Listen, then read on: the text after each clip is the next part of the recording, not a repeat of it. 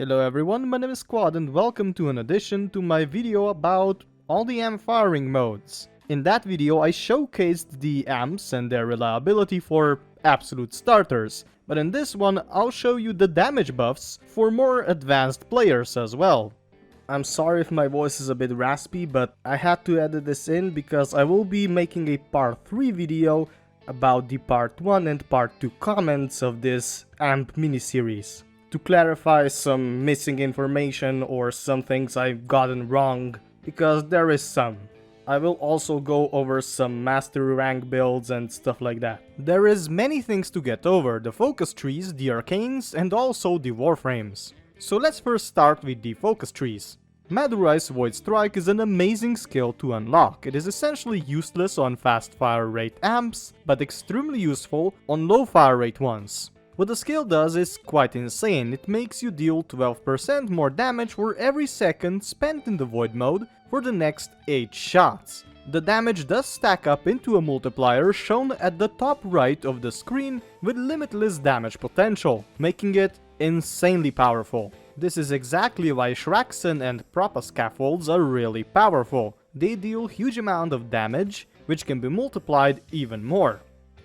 Unairu Wisp is right next to Virtuos Strike, one of the best things you can get to use against the teralysts. This one can be used with an amp of any fire rate and is very powerful. How it works is quite simple. When you Virtuos Strike the teralyst or the Vombalists, they will drop an Unairu Wisp. It looks exactly the same as a normal Cetus Wisp, just orange instead of blue, I guess. If you pick it up, you will deal 100% more damage to the enemy for 12 seconds. The effect does not stack sadly, but picking up a new Unairu Wisp will refresh the timer. A small downside to the Unairu Wisps is that they can be vacuumed up with the vacuum mods, not great to play in random squads, just specifically specialized one with assigned roles. But yeah, that is it about the focus based damage buffs. Now let's look at the warframe that can boost damage of your amps. Electric shields. Volt's electric shield ability is one of the only things that boosts your amp damage. The only thing you need to do is plop down the shield and shoot through it at the teralyst. Easy to do, really.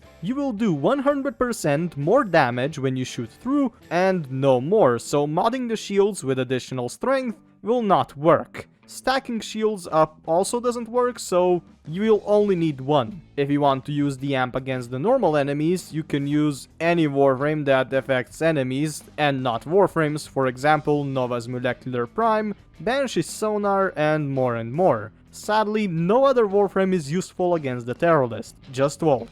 And for the end, we are going to get through the Arcanes. There is 3 of them that can boost your overall damage: Virtuos Fury, Virtuos Shadow, and Virtuos Strike. You can get all of them from Quill Onkko for Quill Standing. They are extremely useful, but you first need to grind up quite a bit of Quill Standing to get them. When you have them, you can equip them on your amp in the operator's room. Sadly, you can only have one of them on at a time, so yeah, you have to choose which one you like more. Let's take a look at them.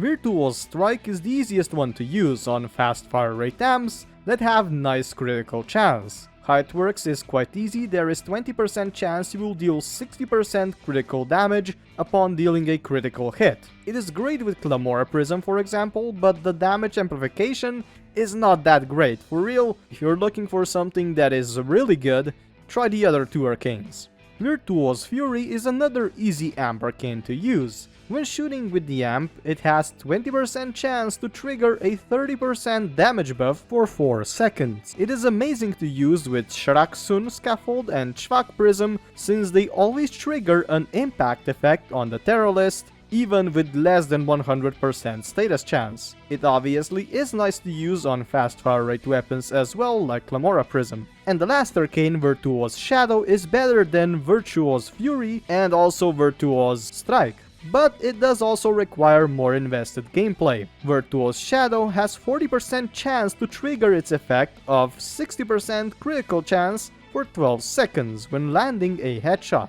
Obviously, I'm talking about additional critical chance.